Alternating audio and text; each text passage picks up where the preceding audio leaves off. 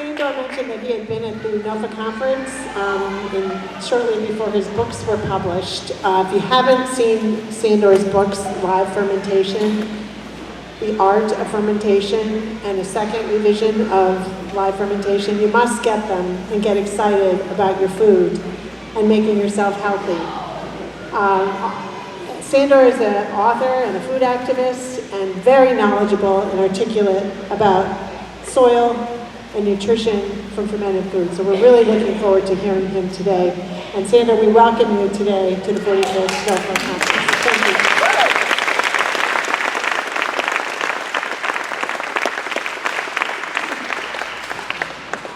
Okay, hello. Can everybody hear me all right? No. No, okay. Okay, how's that? Okay, great.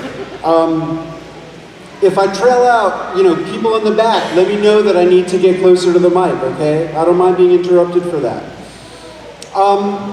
It is a great honor to be here with you all tonight, and it's really kind of a full circle for me because I did present a workshop at the NOFA conference right here at Hampshire College in 2003, but it was literally like the day that my book came out. And we had our projected publication date around the beginning of August, and I tried to get myself invited to do a presentation at the NOFA conference, and so I got a spot on the schedule, and I was visiting my father who lives in the Hudson Valley of New York. I live in Tennessee, and I was having books shipped there, and Thursday came and we were waiting for the books and they didn't arrive on Thursday, and I got really irate with my publisher, and I've planned all these events around launching the book and where the books, and they arrived on Friday. I drove up here and I got to present a workshop here, but it was just a very auspicious launching of what many people imagined would be a very obscure topic of interest to very few people. I always knew that a lot of people were interested in fermentation, or at least in the products of fermentation. And now 16 years later, the book tour that launched the publication of my first book, Wild Fermentation, just never quite ended. And last week I was at a fermentation festival in Ontario. Next week I'm going to be at the Finger Lakes Fermentation Festival in Naples, New York. And it turns out that there's a huge amount of interest in fermentation. And I'm estimating that since that first workshop that I did here, I've probably given more than 1,000 fermentation workshops in about 40 of the states of the United States, most of the provinces of Canada, and I don't know, maybe 15 countries. So there's really widespread interest in this phenomenon. In fact, if you do things like follow lists of food trends, you would notice that every year since about 2012 or 2013,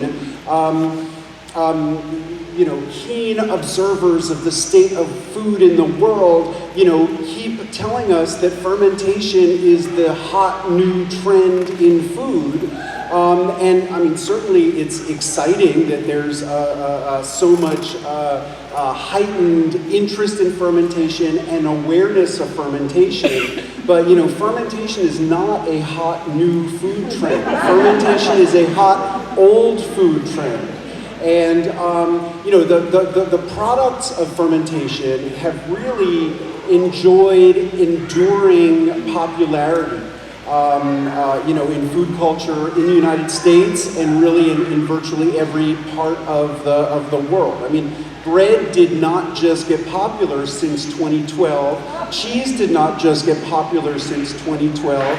Sauerkraut did not just get popular since 2012. Beer and wine certainly did not just get popular since 2012. So, I think we have to acknowledge that the products of fermentation, have always been popular. They were just as popular in the time of our great-grandparents as they are now, and you know, wherever that might be that your great-grandparents lived. And you know, and the reason is that they're such an integral part of culinary traditions everywhere. And the reason they're such an integral part of culinary traditions everywhere is, you know, the simple fact that microbiology has really made plain that was not specifically understood until the age of microbiology, which is that everything we eat, all of the plants and all of the animal products that comprise our food are populated by elaborate communities of microorganisms. And so, you know, there's a certain inevitability to microbial transformation of our food. It doesn't have to happen in pretty ways. I mean, every time we clean the refrigerator and, you know, find the bag of abandoned vegetables hidden in the back of a drawer, you know, that's also the transformative action of microorganisms. But, you know, in every part of the world, you know, people just through observation, trial, and error have, you know, figured out under what conditions they could prevent their food from decomposing into something ugly and disgusting that nobody would ever want to eat, and instead to be improved in some practical way, to be transformed into alcohol, to be to become more stable for preservation, to become more easily digestible, or in certain cases to become less toxic, and ultimately to become more delicious. So, you know, fermentation is just a way, a practical way that, you know, people in every part of the world develop techniques to tap into, to elevate food, to you know, to make it better in different ways. I feel like, you know, being at NOFA, being at any sustainable agriculture conference is really kind of getting back to my roots, because what got me interested in the phenomenon of fermentation was really, or I should say, what motivated me to learn about how to ferment things was having a garden. You know, I was a very naive city kid. I grew up in New York City, and you know, I never really thought about this idea that seems so obvious now. But you know, when I moved from New York City to rural Tennessee in 1993 and started keeping a garden, I was so naive that it never occurred to me that in a garden, all of the cabbage would be ready at about the same time, and all of the radishes would be ready at around the same time. So, you know, I know, I mean, you know, that's sort of like a punchline for this crowd, but like, you know, I think I was pretty typical. Like, you know, the people in the world in general are not really thinking in practical terms at all about how their food is produced.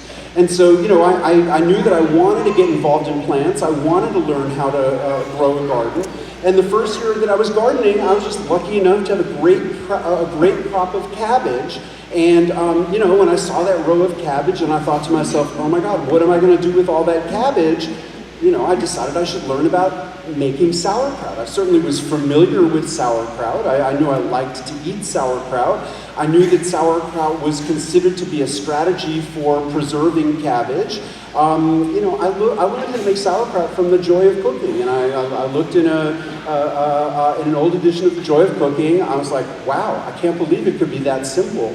And I, you know, chopped up some cabbage, salted it, added some caraway seeds, pounded it a little bit to get it juicy, stuffed it in a crock, you know, waited a couple of weeks, and I just couldn't believe how delicious it was, how easy it was, and that really was like my, you know, my gateway to begin. Okay, well, I did that with cabbage. Can I do that? Can I do that with string beans? You know, can I do that with other things? And then, oh, well, how is that related to yogurt? Can I learn how to make my own yogurt? And then it was like, well, I've made bread with yeast, but I've heard of this thing called sourdough. I wonder how I make a starter and how I make bread with that. And, you know, it was just my gateway into a broader exploration of all things fermented, and, you know, really kind of down a rabbit hole that I have not come out of yet.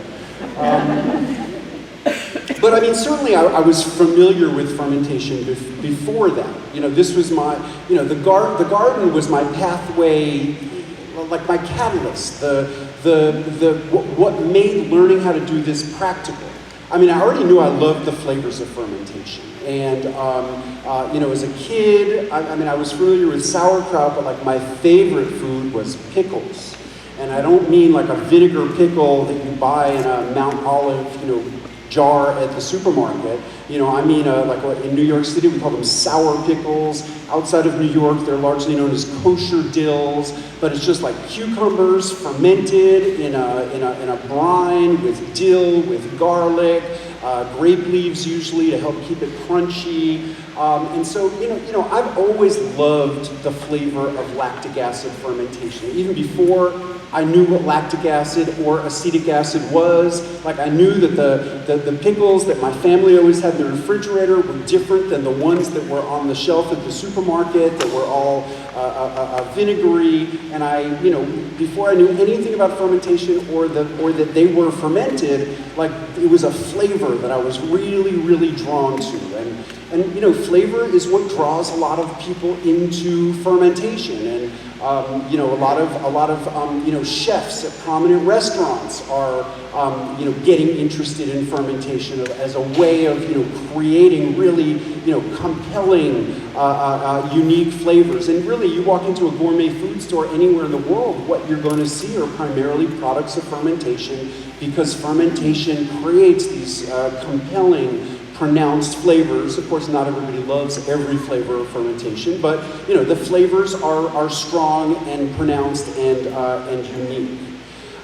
The second step of my interest in fermentation, you know, was really thinking about health. And I spent a couple of years following a macrobiotic diet in the late 90s, the late 80s, and macrobiotics places a lot of emphasis on the digestive benefit of pickles and other live ferments.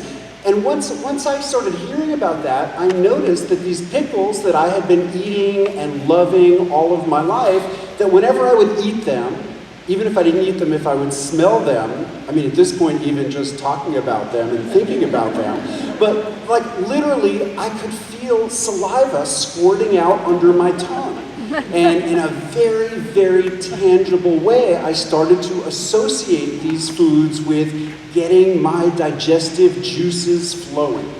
And really, you know, sought out pickles and sauerkraut and other kinds of live culture foods, by which I mean fermented foods that are not heated or cooked after their fermentation, so the bacteria are still intact. But I just started, you know, noticing, you know, how good they made me feel. And also reading a little bit and realizing that, well, actually, bacteria-rich foods, what we now call probiotic foods, you know, in addition to potentially improving digestion, often improve people's overall immune function. And that's really what, you know, the whole industry of probiotic capsules is about. It's about, you know, stimulating immune function through biodiversity. You know, but really, like traditional fermented foods embody so much more biodiversity than virtually any probiotic capsule does.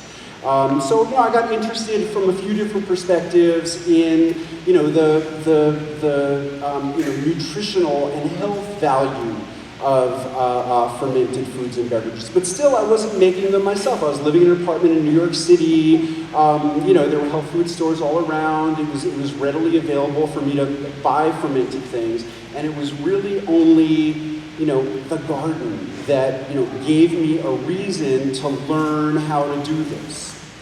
Now, I mean, I really spent about, you know, 10 years in the rabbit hole of fermentation before it occurred to me to write about it.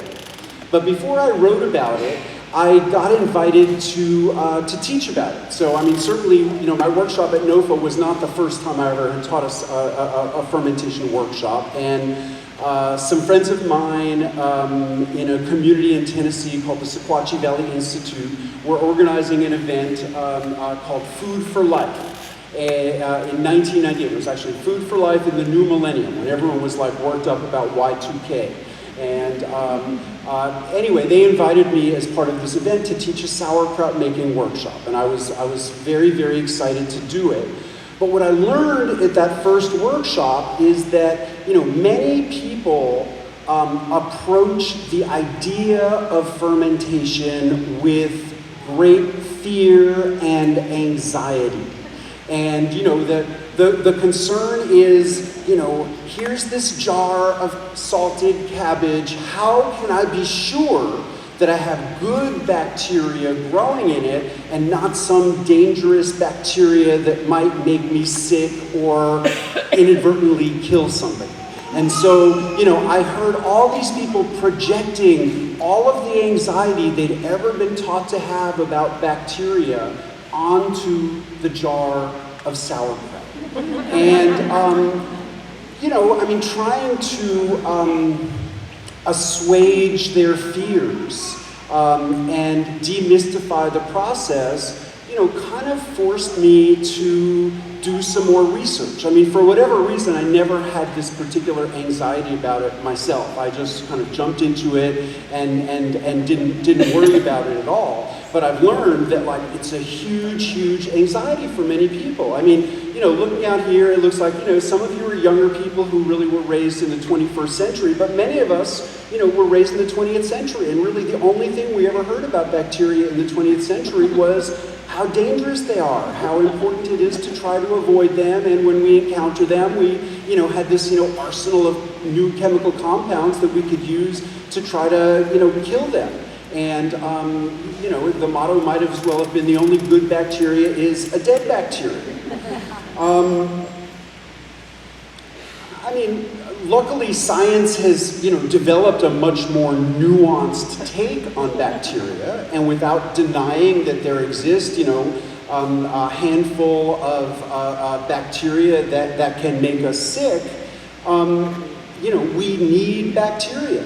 We are evolved from bacteria. We rely on bacteria in all kinds of ways. And so, you know, there's a growing recognition of the importance of bacteria, and I would say if fermentation is emerging as, you know, a big trend in food, it's because people have gotten interested in bacteria after, you know, a century of the war on bacteria and, you know, our bodies being the battlefields for chemical warfare against bacteria. There is a broad recognition that bacteria are utterly necessary to our health and well-being, and people are seeking out bacteria-rich foods and beverages because it is, you know, broadly understood that it is beneficial for us to incorporate greater microbial biodiversity.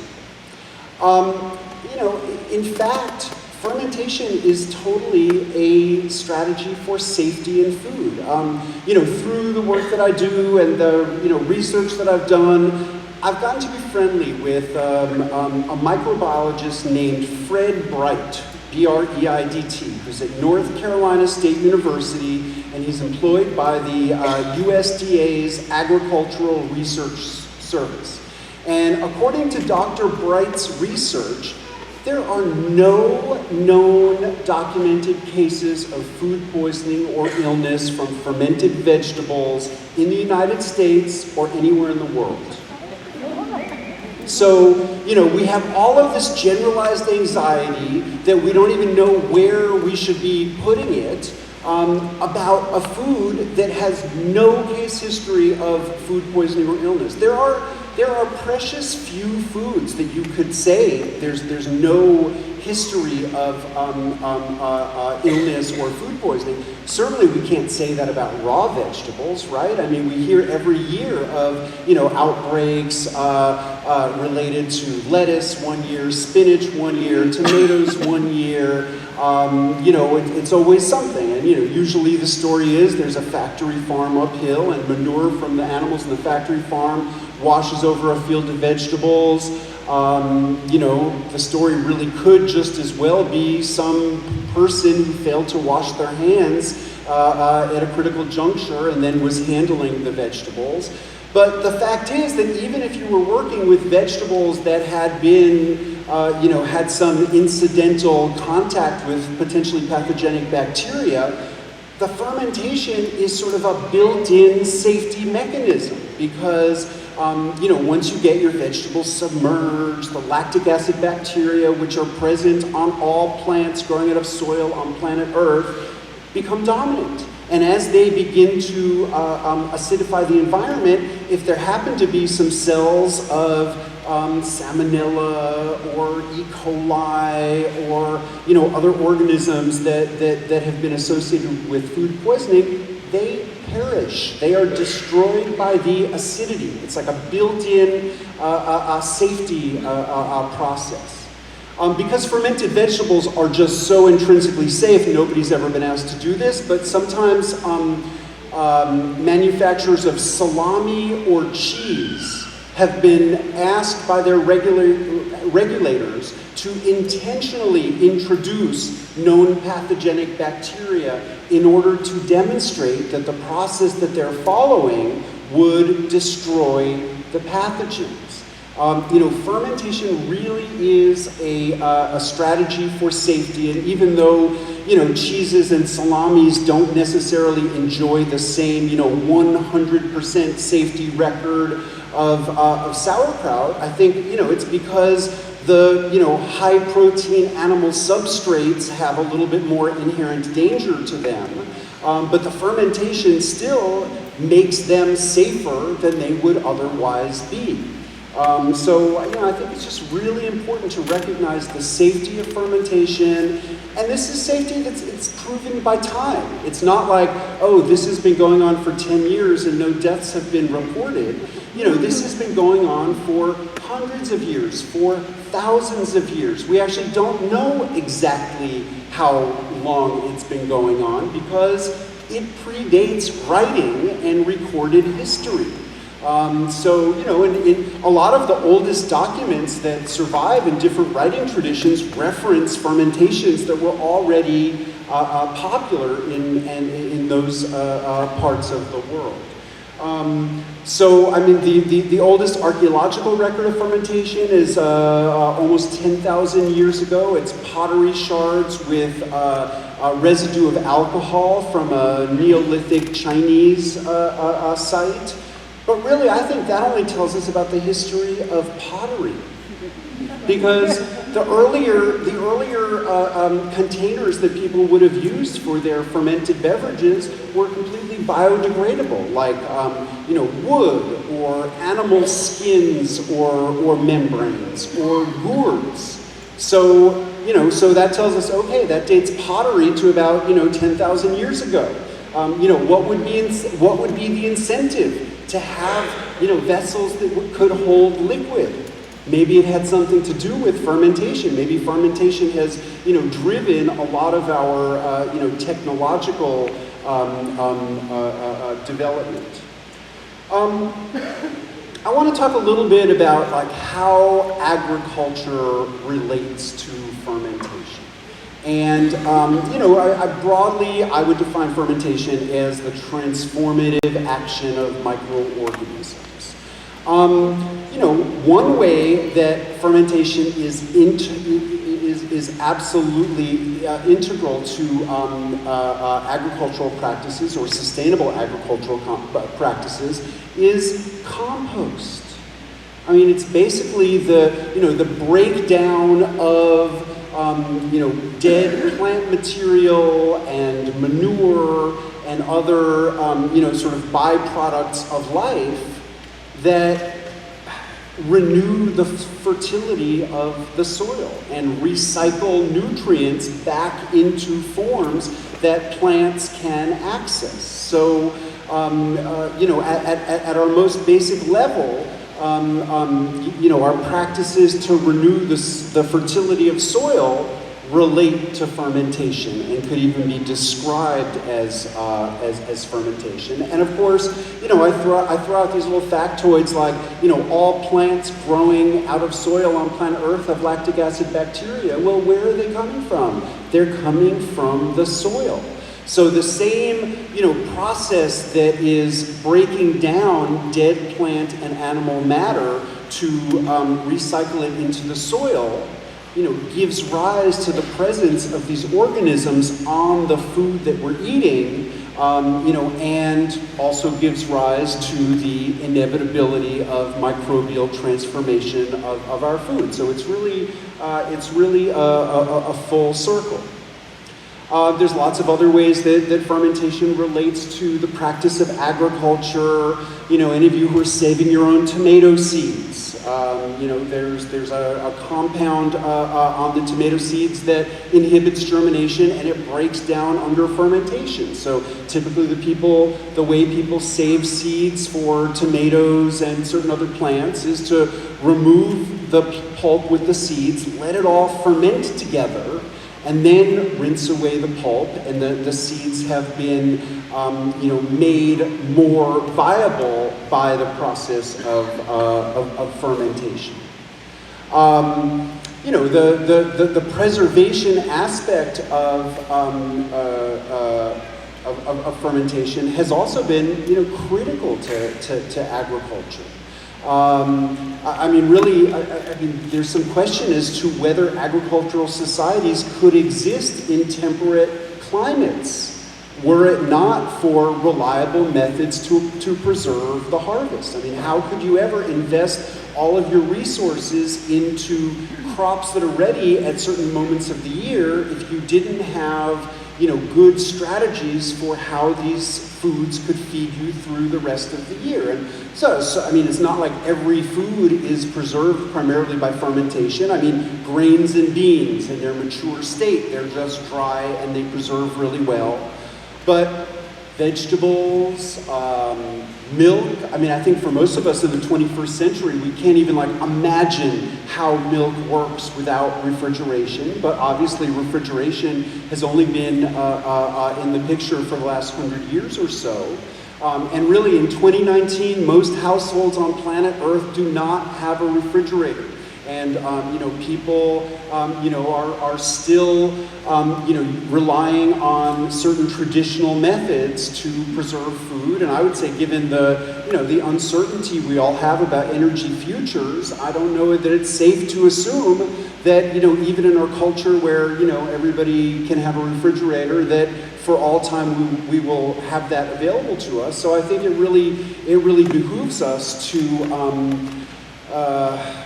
not lose the wisdom and the insights of our ancestors about how to effectively preserve food without refrigeration. Now, from an agricultural perspective, the other role of fermented foods is that they are value-added products. So, in terms of, making the practice of agriculture work, if you can take your field of cabbages and turn them into sauerkraut, you have something that is not only more stable, but it's also more valuable.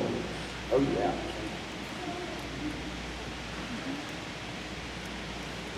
And if you take your, gallons of milk and you can turn it into cheese, you have something that is not only more stable, but more valuable.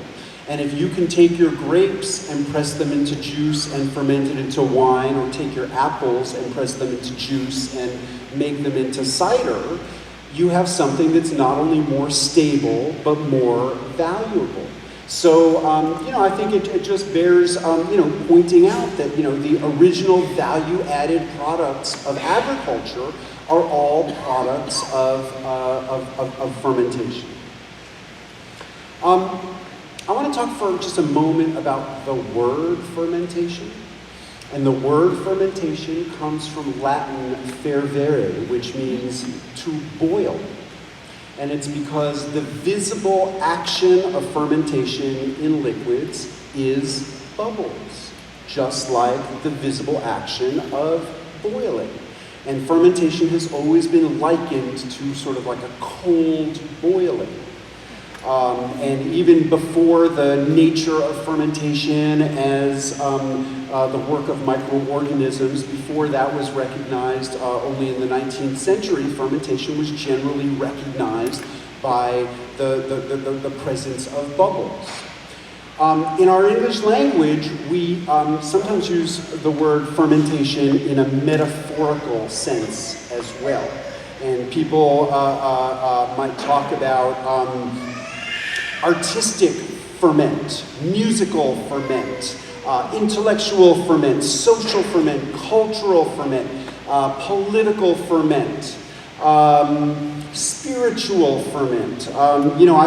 Really since I became obsessed with this, just in reading, I have just come across all these different, metaphorical uses of the word fermentation. And I think the reason why fermentation is so potent as a metaphor is because, liquids literally bubbling with carbon dioxide, is not the only bubbly phenomenon. And when people get excited, we get bubbly. And so, when we have ideas that are exciting us, whether they're, musical ideas or agricultural ideas or political ideas or whatever kind of ideas, when we get really excited about ideas, we get bubbly. We want to talk about them. We want to, share these exciting ideas with, the people around us, with our families, with our friends, with our coworkers, etc. So, I guess I just want to, wrap up with this idea that in addition to being this important mode of transformation for foods and for beverages, fermentation is also an important engine of social change. And you all know as much as anyone that, of all the many, many aspects of our collective lives that desperately need change, our food system desperately needs change. And so, we are here together fermenting the food system. And, everyone sitting in here is a starter culture for that. So anyway, as usual, I never can plan my words to be an exact number of minutes, but I'm so happy if anyone has questions or things they want to talk about. Let's just open it up and see what fermentation-related things might be on anybody's mind. Yay, a brave person. Be loud and I'll repeat it. I have to ask, can any ferment actually go bad? I've heard of kimchi that's almost decades old, and that's the really good stuff. So can you talk a little bit about that? Yeah, so the question is, can any ferment really go bad? Well, it's all about defining your terms. So sure, I have thrown sauerkraut and kimchi away. The big thing for me is texture. So, something that is salty and acidic, you don't really have to worry about dangerous bacteria growing in it. But what gives vegetables their crunch are pectins, and there are enzymes in all vegetables that are called pectinase enzymes that break down the pectins. And once in a while, especially in hot weather, the vegetables I've been fermenting will just get just like baby food, just no resistance and just mushy. And so, sure, that I consider that going bad. It didn't go bad in the sense that it's gonna, make somebody sick or kill somebody, but it's gone bad in terms of, the textural qualities that I enjoy from it have departed, and it's no longer good. The other thing that has caused me to throw away a little bit of sauerkraut through the years is, like any food that you fail to protect from flies that might be buzzing around your kitchen, you get flies landing on the sauerkraut, laying their eggs, and then you go to serve some sauerkraut and you find little wormy maggots crawling out, and we could have a conversation about maximizing the protein of sauerkraut, and maybe that would be a good strategy, but mostly when that has happened to me, I've discarded it into the compost. But I just think of that not as throwing it away, but as feeding the compost. So something that went further than I want to eat, you know, I'm just using that to contribute to the compost. But good question. But I mean, I think like in general, ferments exist along a spectrum. In your sauerkraut, you could do it for 3 days and it'd be really mild. You could do it for 3 weeks, it would have a much more pronounced acidic flavor. If you had a nice cool place to do it slowly, you could do it for months or potentially even years. But you know, there's a huge subjective aspect to it. Like, when is the flavor to your liking? And that's one of the great things about doing it yourself is, you know, you can either have, you know, very mild kraut that's fermented for a very short period of time, or you can really like wait it out and let it go months and have something that's really strong. I'm sort of on the very end of the radish kraut that I made last November. And I feel like every bite that I take makes me a little bit sad because I'm almost at the end of it, and the flavor just is so great after, you know, 6 slow months of fermentation. But I have to have it in the fridge in the summer heat, otherwise it'll turn into baby food and I'll be thrown into the compost. But in each realm of fermentation, you know, it could get stronger or weaker. I mean, those of you who have made kombucha, I bet you've had some batches of kombucha that ended up tasting like vinegar, right? And so, you know, when that happens, I put it in a jar and I write vinegar. And I, you know, use it in salad dressings and marinades and things like that. So, you know, sometimes something that's sort of gone too far to be one kind of a thing is actually pretty good as another kind of a thing. Okay. Yeah, on that subject, I once made preserved lemons in a 5-gallon bucket at a restaurant, and we forgot about it. And like maybe 3 months later, I looked at the top, or it was saran, I can't remember what it was, but it was blue and green, like on the top, you know, like a good inch or so of that. So what happened with that? Well, okay, so mold on the top. Okay, so how many of you here have ever made sauerkraut or kimchi or any fermented vegetables? How many of you have ever had any like funky growth on the top? Oh, look, it's the same people. I mean, there's a certain inevitability to this. Like, you know, the whole setup of fermenting vegetables is you get the vegetables submerged precisely to protect them from oxygen. So lactic acid bacteria are anaerobic organisms that do not require oxygen. But there's always a surface. I mean, except with certain like cleverly engineered kinds of vessels, there's always a surface. There are like technological innovations that enable people to like really like protect the thing from oxygen the whole time, but mostly I don't use those. So there's always like an edge. I mean, so if any of you have ever done a permaculture training, one of the mantras of the permaculture movement is the edge is the site of the greatest biodiversity. Every crock of sauerkraut or preserved lemons gives you an illustration of this. And so, you know, just the surface had access to oxygen, and that's where the mold can grow. The mold can't grow where there's no oxygen, so it grows on the surface. Typically with vegetables, you'll get this like white mold that's regarded as totally harmless. You know, citrus often will grow, you know, green molds on the skins. You know, even if even outside of the context of intentional fermentation. So I think you just got that mold that's probably always in the skins of the lemons, developing at the surface where the oxygen is. And you know, generally when I encounter mold on my ferments on the surface, I just remove the top layer, go down as deep as I have to remove what is discolored and anything that gets soft as a result of that fungus growing. And then underneath it is generally perfectly wonderful to eat. But that's what I think happened. Yeah. I was just wondering if you could talk about like people's palates and taste buds and stuff, and like how that's changed in our culture. And I'm really interested in how culture and society like impacts how flavors are. Yeah.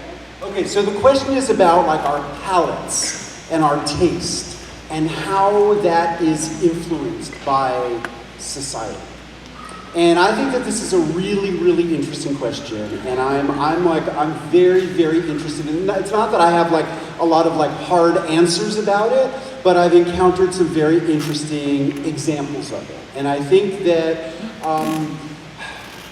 you know, if you're getting most of your food from the supermarket and eating a lot of like processed food and fast food, you know, what it's doing to some degree is it's narrowing our palate and it's narrowing our sense of what kinds of flavors are accessible or what kinds of flavors are acceptable.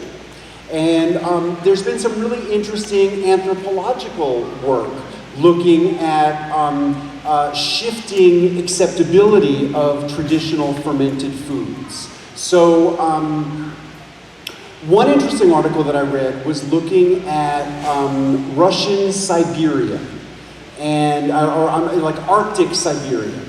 And you know, basically like the colder in the world you are, the more essential fermentation is to your survival.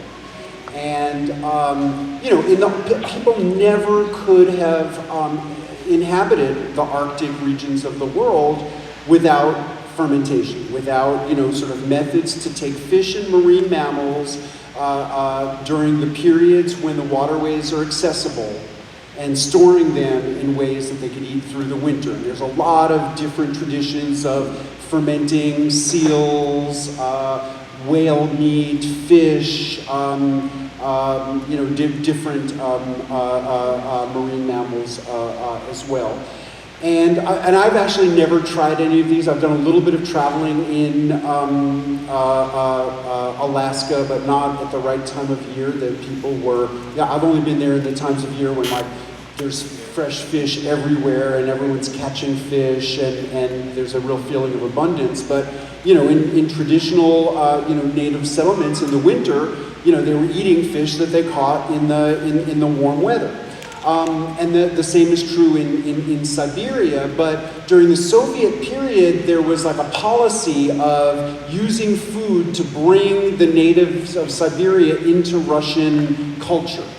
So they were sending beef and pork and beets and cabbages, you know, up to Arctic Siberia and basically habituating people to a more sort of typical Russian diet.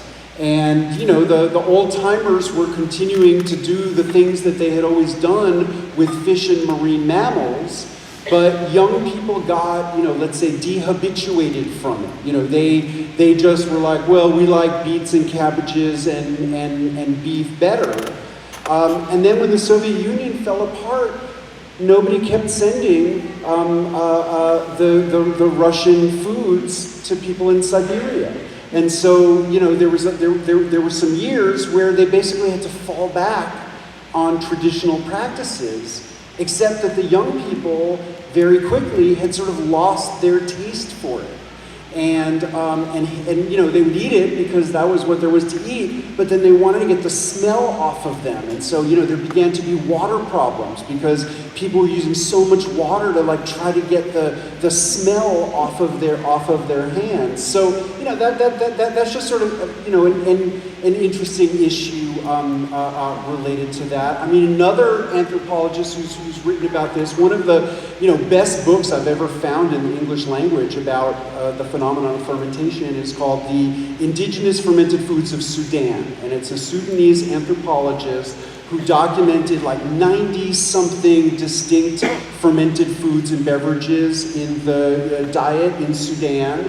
But what he found is that a lot of the people in cities recognize that as like country food, and that like they didn't really want anything to do with that kind of food, you know, once they were living in a city and sort of more in the money economy and you know, not you know, living the same kind of a subsistence life. So yes, I mean, the meaning of these foods shifts. I mean, you know, fermented foods and beverages really are all born out of necessity, out of practical considerations, like people with an imperative to make effective use of the food resources that are available to them.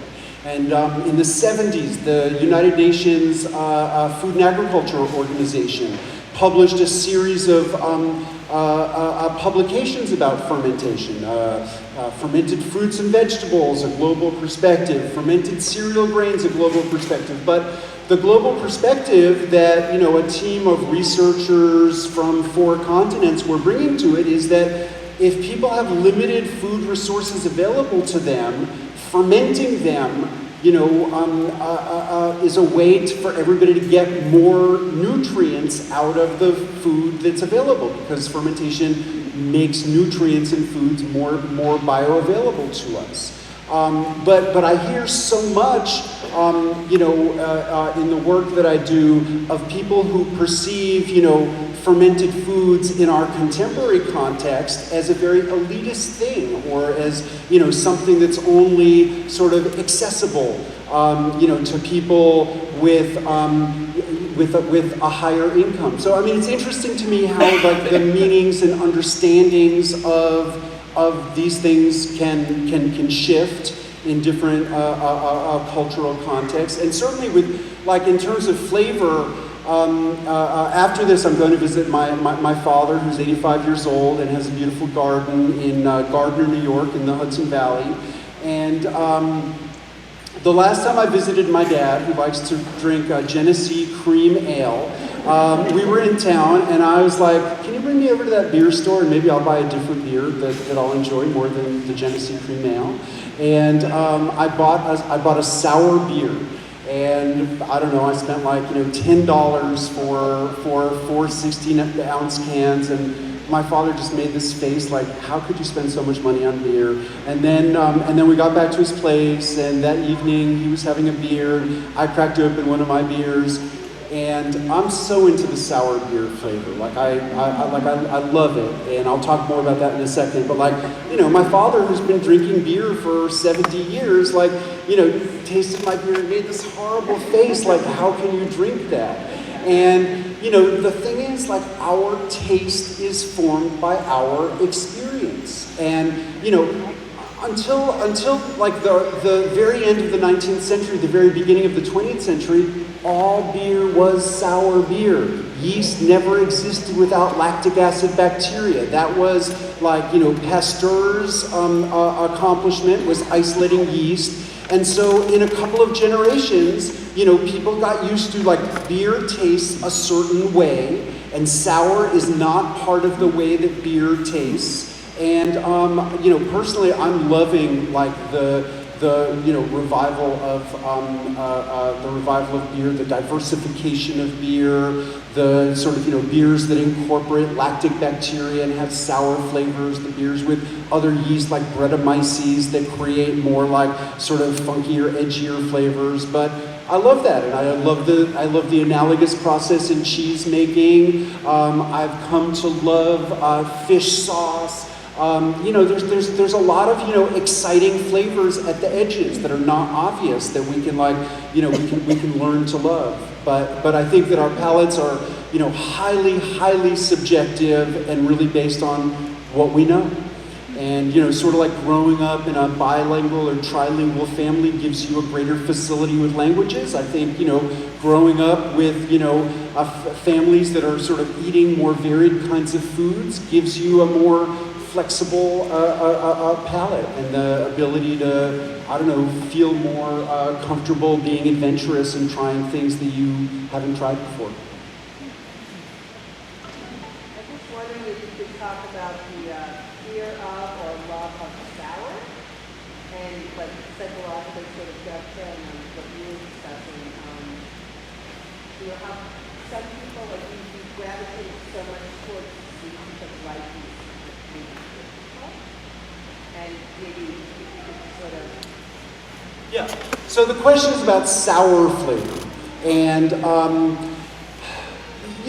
contrasting it with sweet, like, we are hardwired to like sweet. Like, I mean, you know, I don't like stuff that's like extremely sweet, but I like things that are sweet, and I think, you know, most everybody at some level likes sweet things, and, you know, there's a reason for that. You know, you want to be thirsty for your mother's milk, and that's sweet, and, you know, we're kind of hardwired for that. Beyond sweet flavors, I think it's really almost all social conditioning, and like, you know, what we taste with babies. Like, I mean, I grew up in a pickle-loving family. Like, you know, like in my family, like when babies are teething, you give them a pickle, and they chew on the pickle, and they suck on the pickle. And so everybody grows up loving sour flavors because of that. I meet people who just tell me as if it's a fact, like, oh, kids don't like sauerkraut. I know that that's not true because I loved sauerkraut, and while people were telling me that, I was watching my nephew grow up like enjoying sauerkraut and pickles. But if a you know 7-year-old has never tasted flavors like that, and you're first presenting a plate of, you know, kimchi to a 7-year-old, like, they're not likely to embrace it.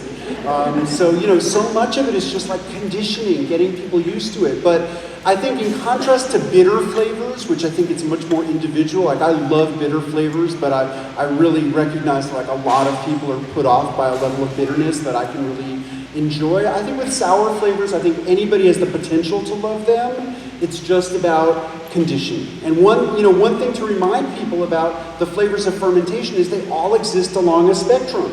So any food that could be made extremely sour could be made in a more moderately sour version. And sometimes when you're, you know, dealing with, you know, people who like, you know, haven't grown up like loving the flavors of sour, just starting with a gentler sourness, you know, can be just more accessible than more strongly sour. And then from a production standpoint, it takes less time. So, you know, it's easier to make things that are less sour.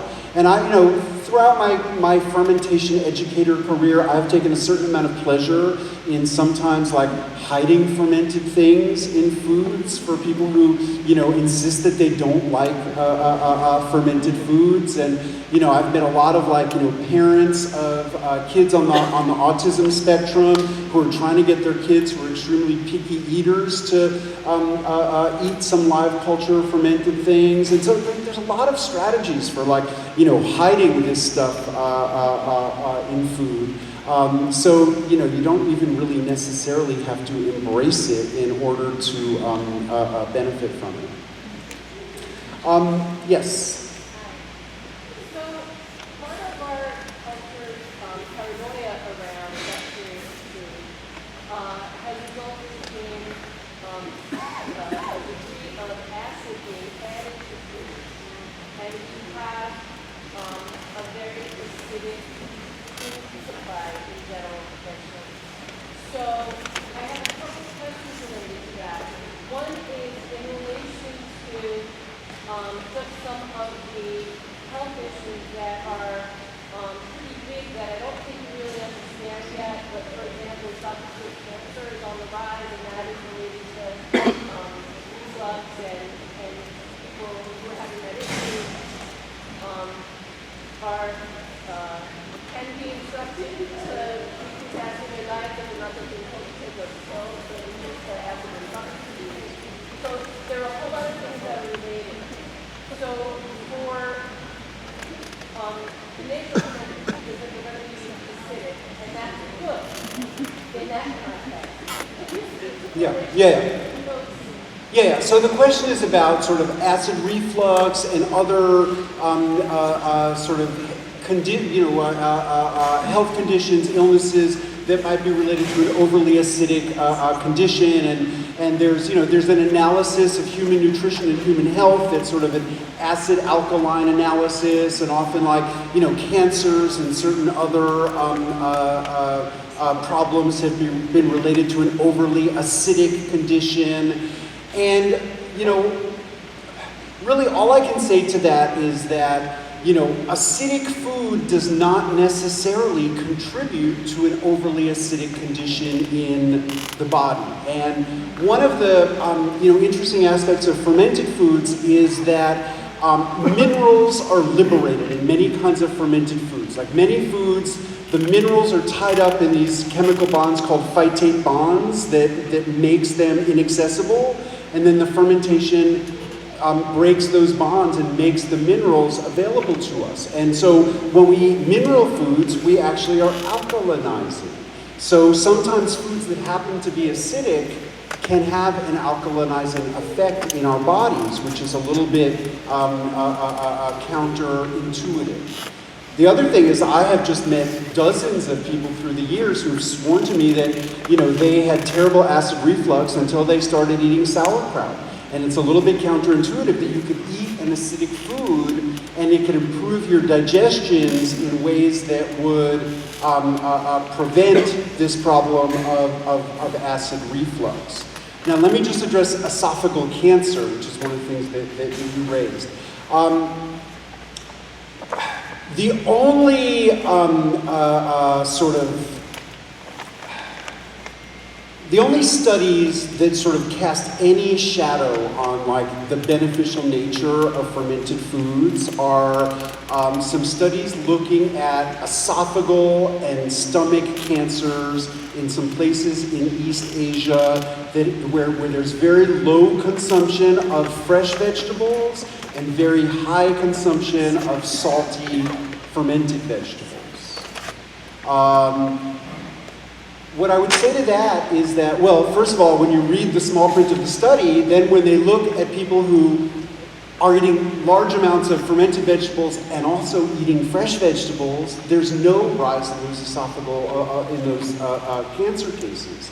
So, my lesson from this is just because something is good doesn't mean eating only that or mostly that is best. And I would say, as someone who really resists like dogmatic movements in diet and nutrition, the value that I hold highest in terms of nutrition is diversity. And so, just because fermented foods are delicious and just because sauerkraut has anti-carcinogenic compounds and, just because it has all these vitamins and wonderful probiotic bacteria doesn't mean the best thing you can do is only eat sauerkraut. Sauerkraut and other fermented foods have a role in a broader diet. And, the context is, eat lots of different things. Eat lots of fresh vegetables, fresh fruits, and enjoy fermented vegetables. So I wish we could go on and on. I'm going to be sitting over by the books and signing books. And if people have, other topics that they want to engage me with, I'm happy to talk. Thank you for having me. Thank you, NOFA.